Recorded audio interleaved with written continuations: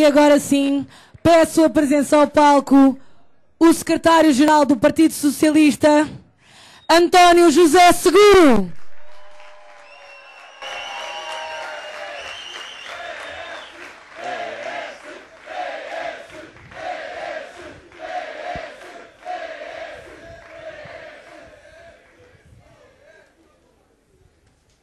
Minhas queridas e meus queridos camaradas, permitam-me que vos saúde de uma forma entusiástica e que aproveite estas primeiras palavras para saudar o nosso Presidente da Câmara de Torres Vedras, o Carlos Miguel, toda a sua equipa que acolhem mais uma vez este Summer Camp da Juventude Socialista.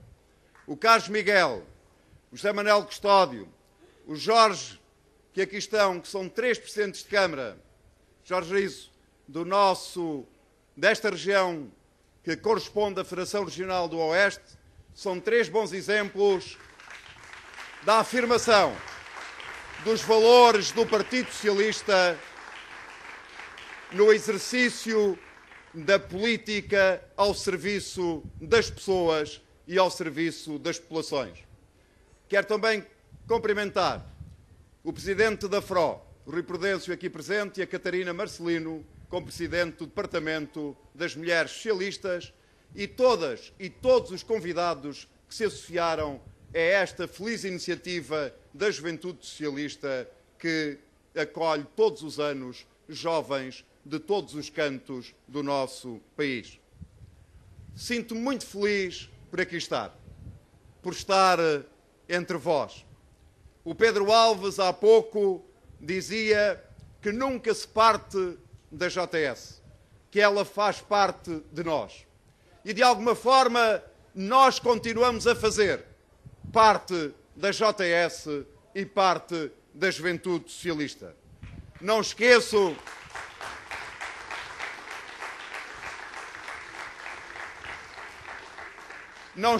como poderia esquecer os anos de felicidade que aqui passei nesta organização de juventude, onde militei durante tantos anos e onde há cerca, já lá vão 20 anos, o tempo passa no instante, fui o seu líder e secretário-geral. É por isso que me sinto muito bem aqui, não apenas como líder do nosso grande partido, mas também como um de vós, com mais anos, mas com os mesmos sonhos e com as mesmas causas.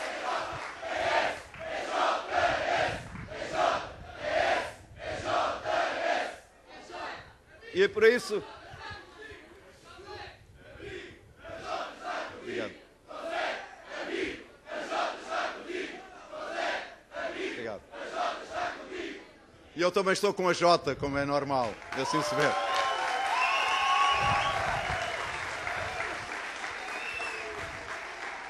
E por isso quero-vos dizer que sei muito bem o valor da vossa presença hoje aqui, da vossa dedicação e do vosso trabalho às nossas causas de sempre.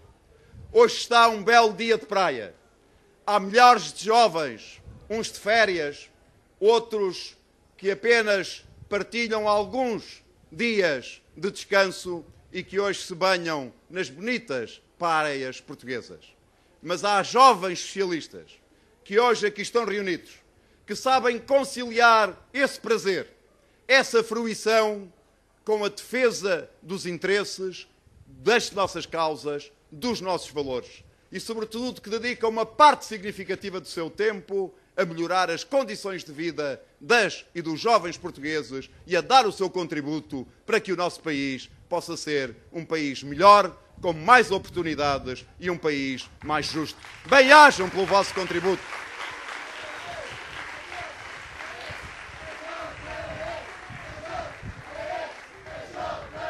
Foi aqui na JS que nasceram tantos sonhos, tantas convicções. E por muito que isso possa estranhar a tanta gente que nunca participou na Juventude Socialista, foi também que eu aprendi o valor da solidariedade. O valor concreto de quem respeita a opinião diferente, mas que é capaz de lutar pelas mesmas causas e, sobretudo, para um país melhor e mais justo, que trate com dignidade todas e todos os portugueses. Sei por isso o valor da participação, o valor da cidadania. E numa altura em que a política não está na moda, o vosso exemplo é um bom exemplo de apelo à participação na vida pública e na vida política em todo o nosso Portugal.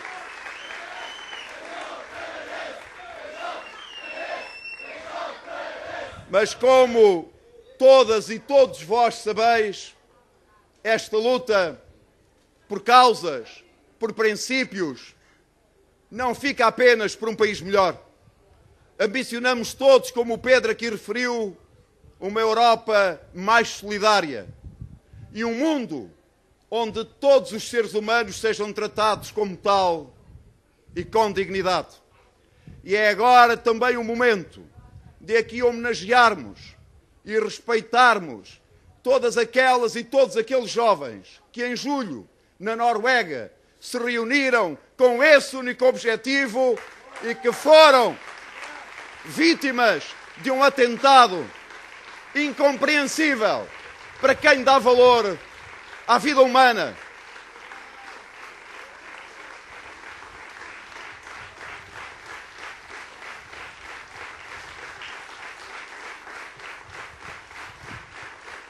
Essas nossas amigas e esses nossos amigos que tinham tantos sonhos, tantas causas, tantos anos de vida para poderem lutar por um país melhor, por uma Europa diferente, por um mundo mais solidário, foram mortos porque pensavam de maneira diferente.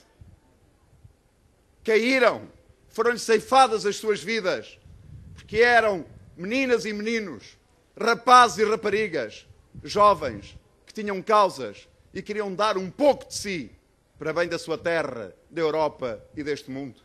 Merecem o nosso respeito e merecem a nossa homenagem.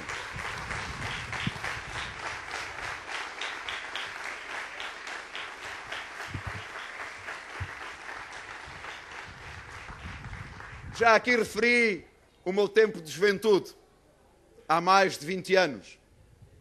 É certo que tínhamos outras preocupações do que têm atualmente cada um de vós. Lutávamos pelo fim do serviço militar obrigatório. Lutávamos pelo fim da PGA. Porventura, a maior parte de vós não se recorda.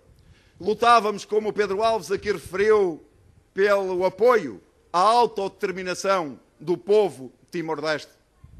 Tínhamos outros problemas, mas tal como há 20 anos, em que eu era dirigente da Juventude Socialista, e tal como hoje, com problemas completamente diferentes, as causas e particularmente os valores que nos unem permanecem os mesmos. Os valores da liberdade, os valores da igualdade, os valores da solidariedade, os valores da justiça social. E é precisamente de justiça social e desse valor da justiça social que eu vos quero falar hoje aqui. E quero chamar a vossa atenção para um exemplo concreto. Recordam-se com certeza qual foi a primeira medida do atual governo em Portugal. Foi, ao contrário do que prometeu, durante a campanha eleitoral, aumentar os impostos. E que imposto é que aumentou? E que imposto é que aumentou? Um imposto extraordinário que criou para retirar 50% do subsídio de Natal aos trabalhadores portugueses e aos reformados portugueses. Na altura tivemos oportunidade de referir a duvidosa necessidade da criação desse imposto extraordinário. Não quero sequer hoje aqui elaborar sobre a diminuição de qualidade na democracia que resulta de haver políticos que prometem uma coisa na campanha eleitoral, recebem os votos dos portugueses e depois traem essa promessa, não honram esse compromisso e fazem no poder uma coisa completamente diferente, como aconteceu com o atual Primeiro-Ministro. Eu quero chamar-vos a atenção para a insensibilidade social, para a ausência de justiça social na criação desse imposto extraordinário. Esse imposto extraordinário, como vos disse, é um imposto que atinge os rendimentos de quem trabalha, que atinge os rendimentos das pensões de reforma, mas que deixa completamente de lado os rendimentos do capital ou outro tipo de rendimentos na sociedade portuguesa. E eu pergunto-vos, que justiça é esta? Eu pergunto-vos, onde é que está a equidade e a justiça nesta medida? Onde quem ganha 1.000 euros ou 800 euros por mês paga esse imposto, fica sem 50% desse valor do subsídio de Natal, mas quem recebe dividendos, quem recebe lucros, não paga absolutamente nada. Onde é que está a justiça nesse imposto? Onde é que está a justiça daqueles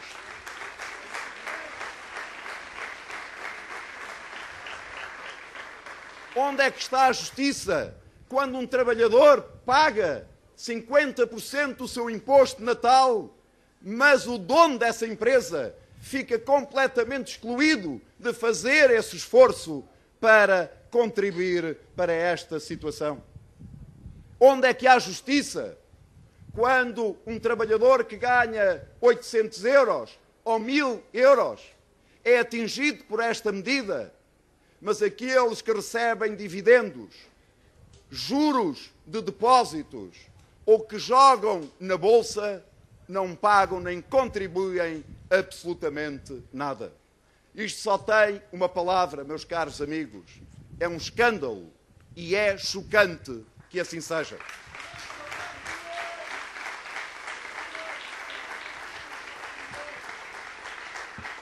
O PS disse-o, teve a oportunidade de o dizer ao Primeiro-Ministro. Eu tive a oportunidade no debate quinzenal de chamar a atenção ao Primeiro-Ministro para esta situação. Mas o PS não ficou apenas pelas palavras. Apresentou propostas na especialidade para que, de facto, a repartição dos sacrifícios pudesse ser feita por todos e, em particular, por aqueles que mais têm.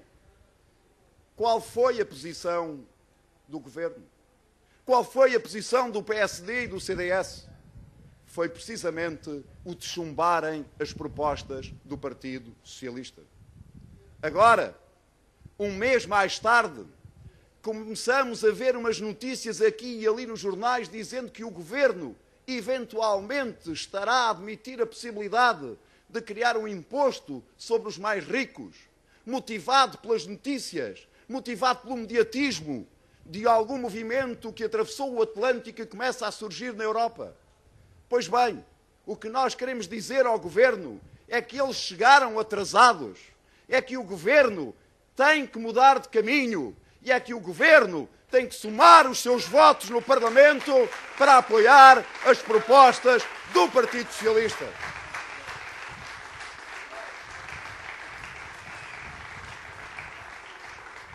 O Governo tem que dar a mão à palmatória, tem que voltar atrás e tem que, nas próximas semanas, dar os seus votos no Parlamento, os votos do PSD e os votos do CDS, para aprovarem as medidas que o Partido Socialista voltará a reapresentar e outras que neste momento estão a ser alvos de estudo e que serão apresentadas durante a próxima semana na Assembleia da República. E volto a insistir aqui, desde Torres Vedras, desde Santa Cruz, ao Primeiro-Ministro, para que reconsidere, para que volte atrás e para que dê orientações aos seus deputados para não chumbarem as propostas do Partido Socialista e para, pelo menos nesta vez, mostrarem um pingo de sensibilidade social e que possam aprovar as propostas do PS para que a repartição de sacrifícios seja feita por todos, em particular por aqueles que mais têm. Esta, quero frisar, não é uma luta como alguns pretendem insinuar entre ricos e pobres. O que eu quero dizer é que não podem ser sempre os mesmos, em particular aqueles que vivem dos rendimentos do trabalho, a fazer sempre os mesmos sacrifícios. Há mulheres e homens em Portugal que já não têm mais furos no cinto para poder apertar, que vivem em situações difíceis. Nós temos cerca de 700 mil desempregados. E a obrigação do Partido Socialista, a obrigação de quem tem a justiça social como um dos valores importantes e primeiros da nossa Declaração de Princípios, é dar voz aos que mais necessitam e chamar a atenção para esta injustiça social que o Governo está a cometer.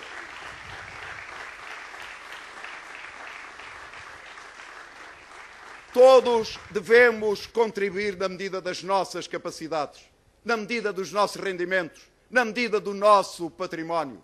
E é bom de ver que, na opinião do Partido Socialista, aqueles que têm mais devem contribuir naturalmente neste momento de emergência nacional.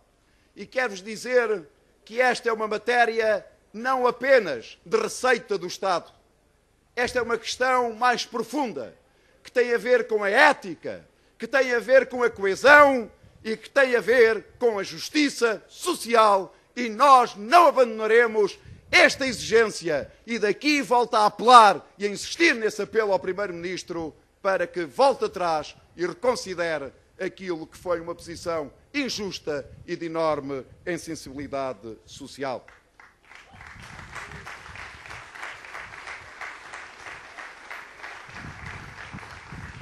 Mas, meus caros camaradas, quando eu falo em que os sacrifícios têm que ser repartidos por todos, em que ninguém pode ficar excluído, em particular aqueles que mais têm, também englobo aqui o Estado português. E recordam-se o que é que dizia o atual Primeiro-Ministro quando era líder da oposição? Que o Estado tinha que dar o exemplo, que o Estado tinha que cortar nas suas gorduras. Chegaram mesmo a dizer na Assembleia da República que tinham estudos que permitiam cortar nos consumos intermédios do Estado, nas gorduras do Estado, e com isso o Estado conseguiria poupar mais de 1.000 milhões de euros. Pois bem, nós perguntamos há um mês, perguntamos hoje, onde é que estão esses estudos? Onde é que estão essas medidas? É que um governo, para pedir sacrifícios aos portugueses, em primeiro lugar, tem que dar o exemplo. E o primeiro exemplo a dar é cumprir as promessas eleitorais que fez aos portugueses. Cortem nas gorduras do Estado. Cortem na despesa do Estado.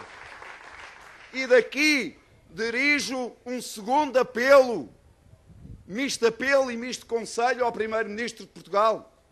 Diga aos seus ministros, em particular ao Ministro da Economia, que chega de anunciar que vêm aí cortes históricos na despesa. Basta de palavras, cortem na despesa. Basta de anúncios, cumpram as promessas eleitorais.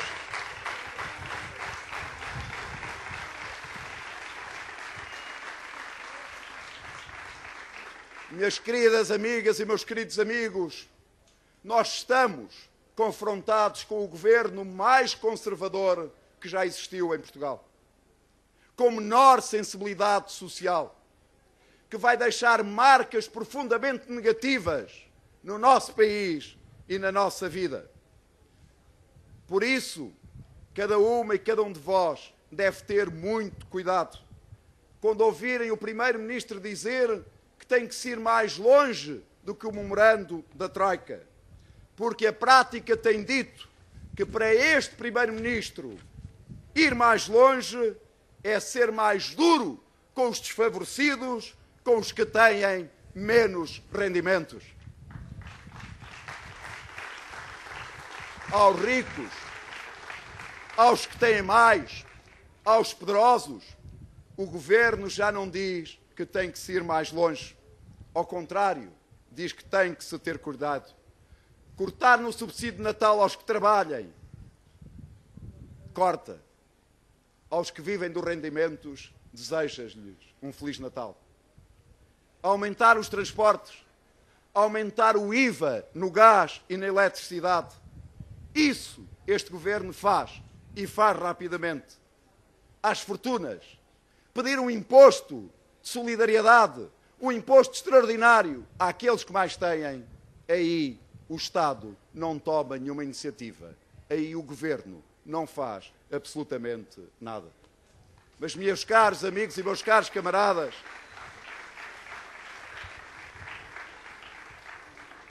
este é um exemplo onde fica evidente a insensibilidade social deste Governo. A ausência de solidariedade. Mas, infelizmente, esta insensibilidade social, esta ausência de sensibilidade, não fica por aqui. E também se revela perante os jovens portugueses. Olhemos as estatísticas do desemprego. O desemprego jovem em Portugal atinge 27%. O que quer dizer que em Portugal cerca de 1 em cada 3 jovens está desempregado.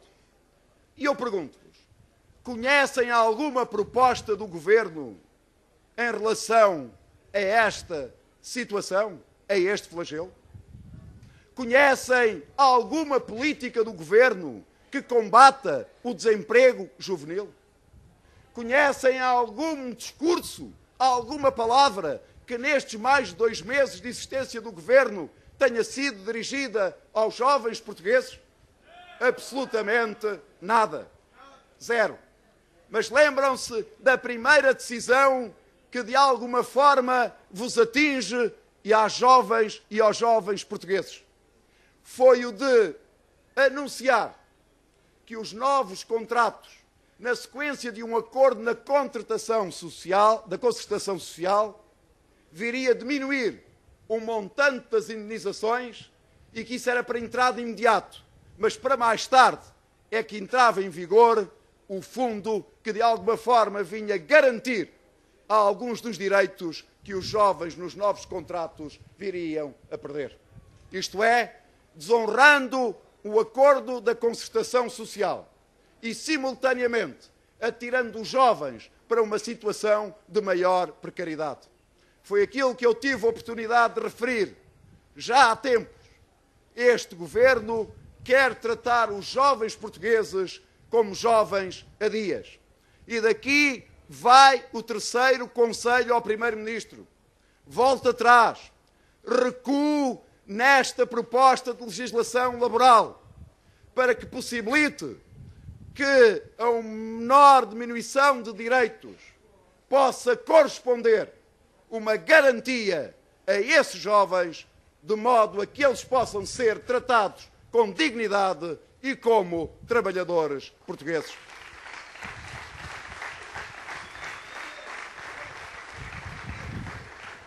Mas, meus queridos e minhas queridas amigas, todos nós sabemos que o emprego em Portugal, como em qualquer outro país, se preserva e se cria com o crescimento da nossa economia.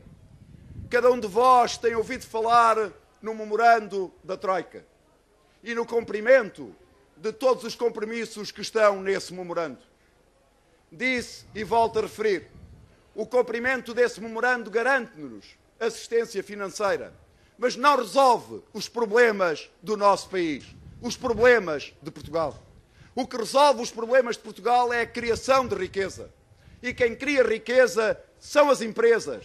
Quem cria riqueza são os empresários e os trabalhadores portugueses. E os trabalhadores e os empresários portugueses necessitam de ter políticas públicas que criem estratégias sustentáveis de crescimento económico. E eu pergunto-vos, conhecem alguma estratégia de crescimento económico deste Governo? Nós assistimos ao debate do programa do Governo, nem uma palavra sobre crescimento económico. Nós ouvimos o debate sobre o programa do Governo, não ouvimos uma palavra ao Ministro da Economia. Há mais de 2 meses que este Governo está em funções e sob estratégia que possa e possibilite o crescimento económico, nós não temos encontrado absolutamente nada. Nós sabemos que a margem é estreita, mas o país carece dessa estratégia. Porque essa estratégia de crescimento económico pode ajudar a criar riqueza para pagar os juros da nossa dívida, para pagar a nossa dívida, mas sobretudo e particularmente para criar emprego e preservar o emprego que atualmente existe. Como é que se faz? Apoiando as empresas exportadoras, apoiando as pequenas e médias empresas em Portugal, que estão disponíveis para aumentar a sua produção nacional e, por essa via, diminuir a necessidade das importações. Como é que nós podemos apoiar?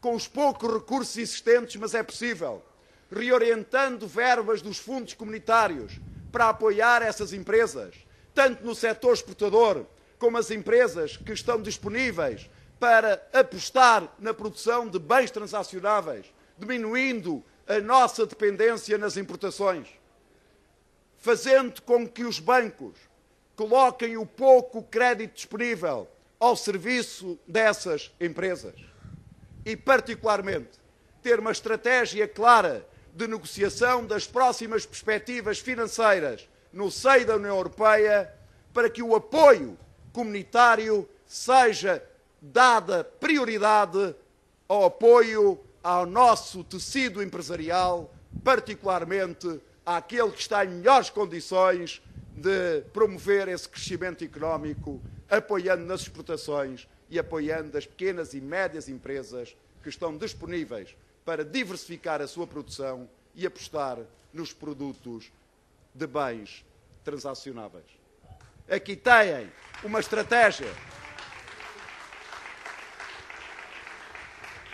Aqui têm uma estratégia enunciada em poucos princípios, mas fundamental, porque o memorando da Troika traz austeridade. As medidas que este Governo tem anunciado de aumento do IVA para o último escalão, do preços do gás e da eletricidade, do imposto extraordinário sobre o subsídio de Natal, vem trazer mais austeridade. Somar a austeridade que já decorre do memorando da Troika e, por essa via, diminuir o consumo interno.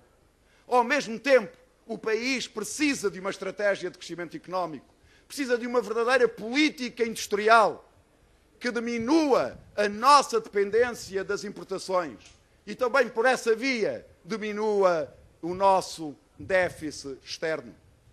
E é através do crescimento económico, que volto a insistir, que nós podemos e devemos dar prioridade à criação de emprego e à preservação do emprego existente.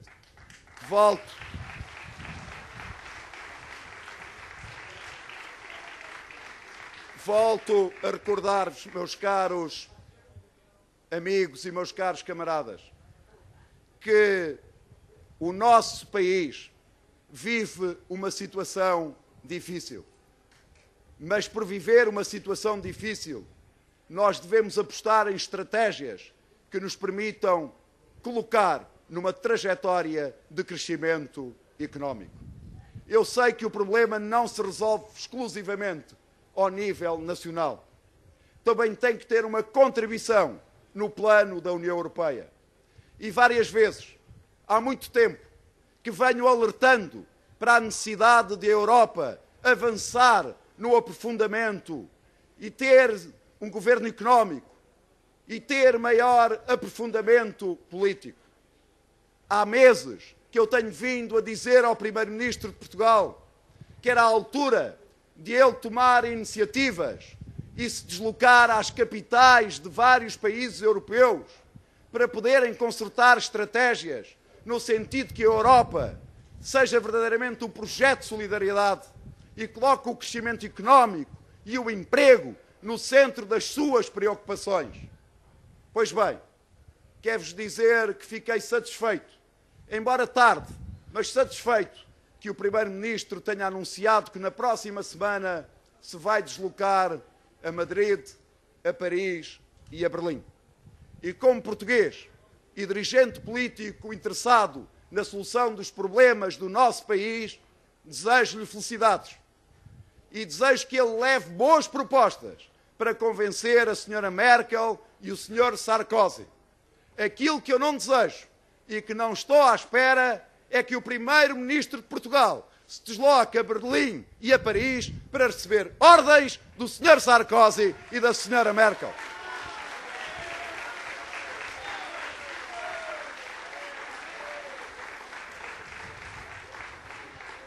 Porque Portugal não precisa de mais austeridade.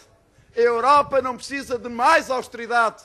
O que nós precisamos é de mais dinamismo económico, é de mais riqueza e é de mais emprego. A Europa sempre foi, nas suas origens, um projeto de solidariedade. Um projeto em que todos partilhamos o mesmo percurso. Um projeto de coesão social. E o que é que nós olhamos e vemos na prática? É que a Europa tem sido mais cada um a tratar de si do que propriamente todos a tratarmos de todos, em particular dos mais desfavorecidos. Pois bem, o que se exige ao Primeiro-Ministro de Portugal é que leve propostas concretas para que a Europa se dote de um governo político, de um governo económico que coloque as pessoas, em vez dos mercados, no centro das preocupações políticas dos europeus. Minhas queridas amigas e meus caros camaradas, mais justiça social, menos anúncios e mais propostas concretas, menos impostos e mais sacrifícios distribuídos de forma partilhada pelos portugueses, pôr aqueles que têm mais a contribuir com mais e respeitar a dignidade de todas e de todos os portugueses. Lutar por uma Europa solidária, lutar por um país mais desenvolvido, mais justo, com mais igualdade de oportunidades e, sobretudo, com mais justiça social. São causas, são valores e são princípios que vos unem e que me unem a vós neste grande movimento que é a família socialista.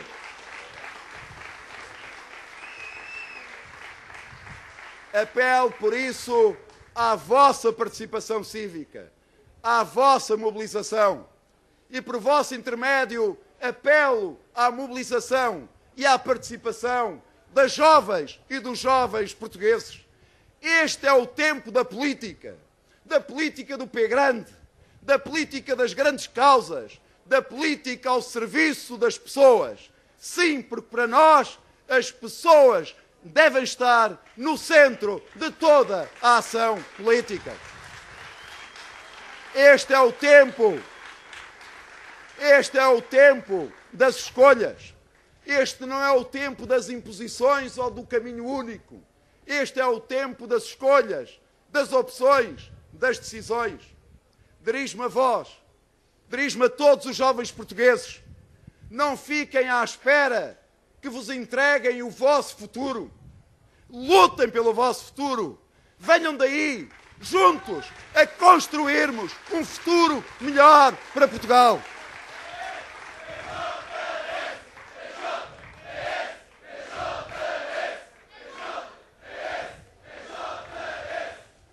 E eu vim aqui, minhas queridas e meus queridos camaradas, assumir um compromisso convosco.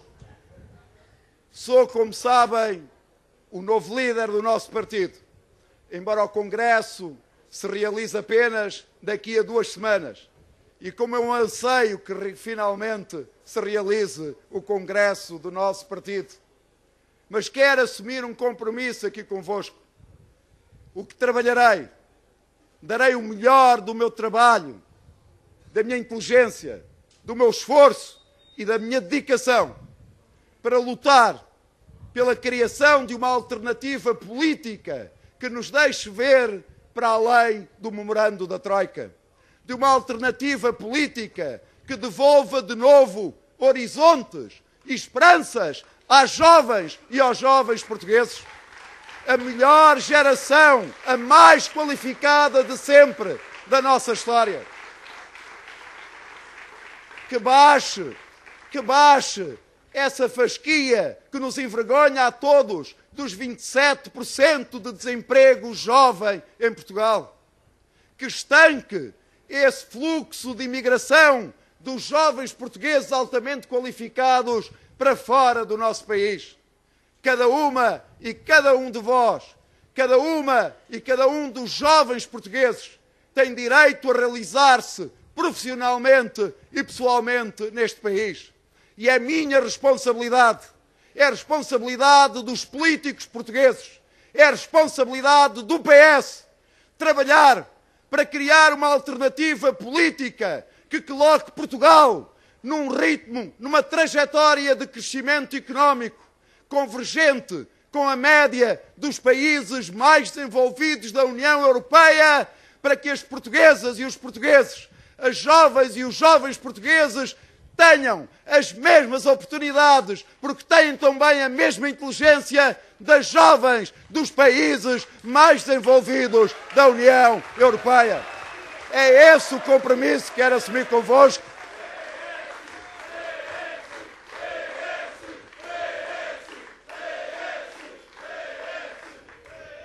É esse o compromisso que quero assumir convosco.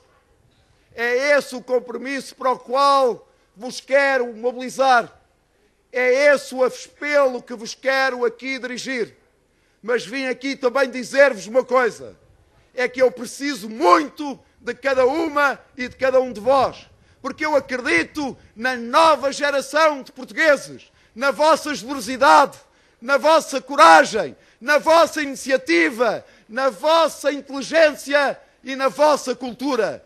Vocês são a geração de coragem, mas são a geração futuro do nosso país. Eu conto convosco e contem comigo. Viva Portugal! Viva Portugal! Viva a JS! Viva o PS! Viva Portugal!